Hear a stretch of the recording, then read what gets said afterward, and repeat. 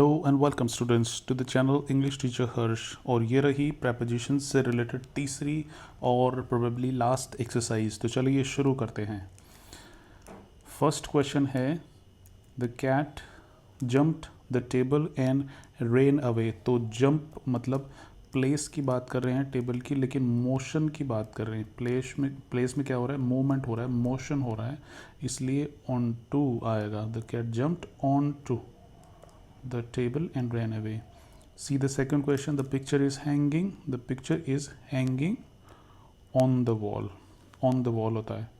They arrived the airport at the airport, अपन ने काफ़ी बार कर लिया है at the airport, at the railway station. The book is the shelf. तो मैंने जब आपको prepositions पढ़ाए थे तो आपको बताया था कि on the shelf होता है। The book is on the shelf.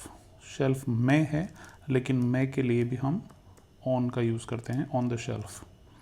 He walked the room without saying a word.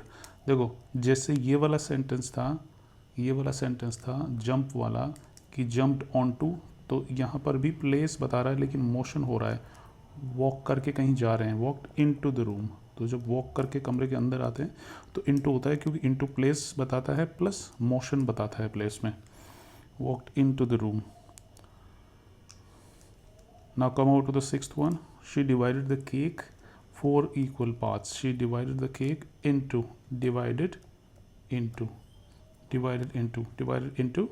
4 equal parts.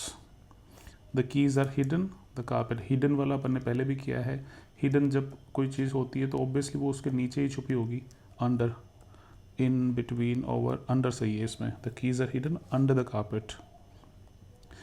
There is a tree the middle of the forest. There is a tree the middle of the forest. तो at the middle होता नहीं, on the middle होता नहीं, to the middle होता नहीं, in the middle होता है। in जो है वो बीच में का सेंस देता है और middle का मतलब भी वही है, in the middle of the field. Next देखो, he spoke to me a rude tone. In a rude tone. He spoke to me in a rude tone. देखो आप इतना ज़्यादा प्रैक्टिस कर लेते हो तो फिर आपको ऑप्शंस देखने की भी ज़रूरत नहीं पड़ती है। In a rude tone. She will stay here. She will stay here next week. अब ये जो है इसमें है by next week. since बिल्कुल नहीं हो सकता। She will stay here for next week हो सकता है, लेकिन अगर for the next week होता तो ठीक रहता। She will stay here for the next week होता तो सही रहता, लेकिन the इसमें है नहीं, since अपन करेंगे नहीं, और stay here by next week नहीं करेंगे।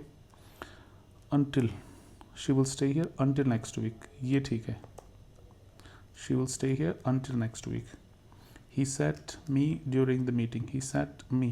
अब he sat at नहीं हो सकता, between नहीं हो सकता, मेरे के लग बीच में कैसे बैठेगा। He sat beside me हो सकता है। देखो beside का मतलब almost near ही होता है, बगल में या पास में बैठना होता है, तो near भी वही सेंस देता है। वैसे इस क्वेश्चन से ये लग रहा है कि ये beside यूज़ करवाना चाह रहा है। He sat beside me during the meeting. और ये sit वाले जो sentences होते हैं उनमें जनरली beside आता है। near भी बिल्कुल गलत नहीं है, near भी, लेकिन beside इसमें ज़्यादा अच्छा ऑप्शन है।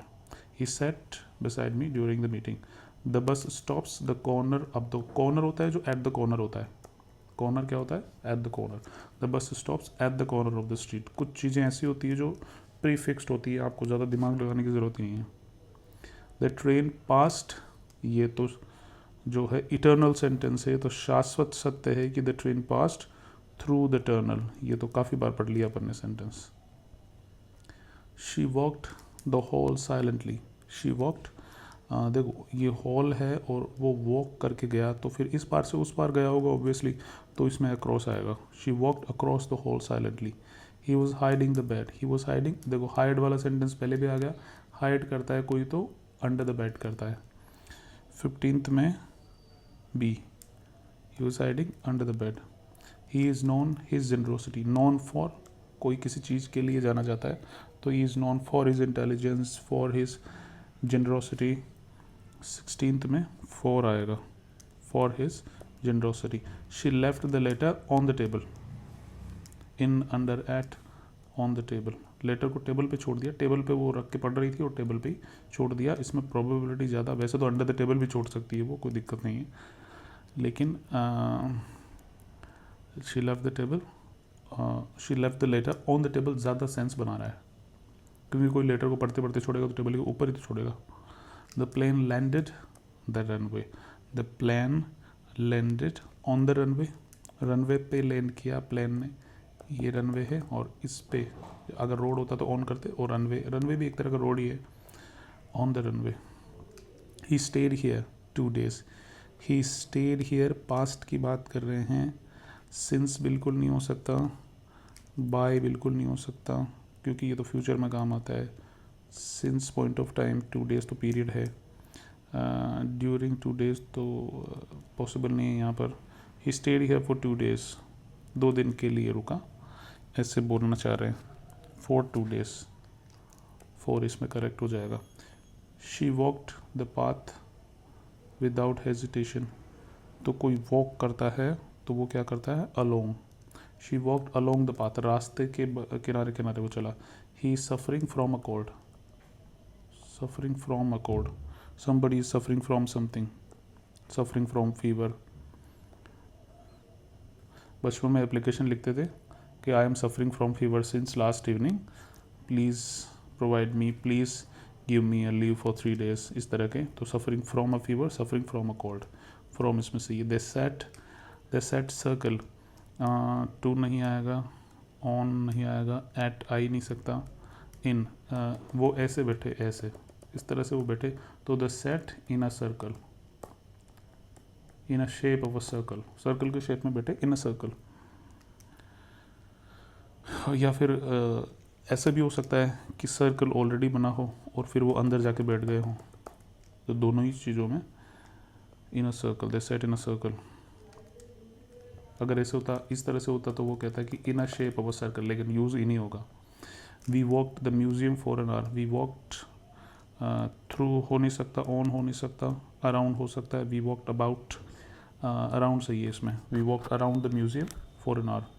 आई लीन्ड अगेंस्ट, ठीक है, लीन्ड अगेंस्ट पढ़ लिया पहले ही अपन ने. She stood the mirror for a long time. She stood before. Mirror के सामने कोई खड़ा होता है, मिरर के सामने कोई खड़ा होता है अगर उसको चेहरा देखना हो तो. She stood before the mirror for a long time. He moved here his job, for his job, नौकरी के लिए आया यहाँ पे. मूव होके यहाँ पर आ गया, किसके लिए, नौकरी के लिए. वैसे तो इसमें बिकॉज होता तो बिकॉज ऑफ होता, बिकॉज ऑफ हिज जॉब, लेकिन ऑफ इसमें है नहीं. सिंस बिल्कुल नहीं होगा. इसमें ड्यू टू हो सकता है. He moved here due to his job, absolutely correct है. He moved here due to his job, absolutely correct है. लेकिन क्योंकि इसकी आंसर की में क्या है, 4 है, तो मैंने आपको 4 बताया. वैसे ड्यू टू भी सही है. 4 he moved here for his job, due to his job बात एक ही है. I waited the train. I waited the train station. Train station कुछ नहीं होता है, रेलवे स्टेशन होता है. रेलवे स्टेशन जो कि ज़्यादा पॉपुलर है. Railway station. आई वेटेड 8 होता है रेलवे स्टेशन के लिए जनरली, और इसमें भी 8 ही होना चाहिए क्योंकि 2 इन नियर, हाँ ये नियर पॉसिबल है इसमें. I waited near the railway station, ये भी गलत नहीं है, ये भी ठीक है. I weighted near the railway station एकदम सही है. लेकिन क्योंकि जनरली ये 8 यूज़ करवा रहे हैं इसलिए आप 8 ही करो. She placed the books the desk. She placed the books, किताबें रखी उसने. किताबें उसने रखी तो वो कहाँ रखेगा किताबें, ऑन द डेस्क रखेगा भाई, डेस्क के ऊपर ही रखेगा किताबें. एट, ओवर, अक्रॉस कोई सेंस ही नहीं बनाते तीनों.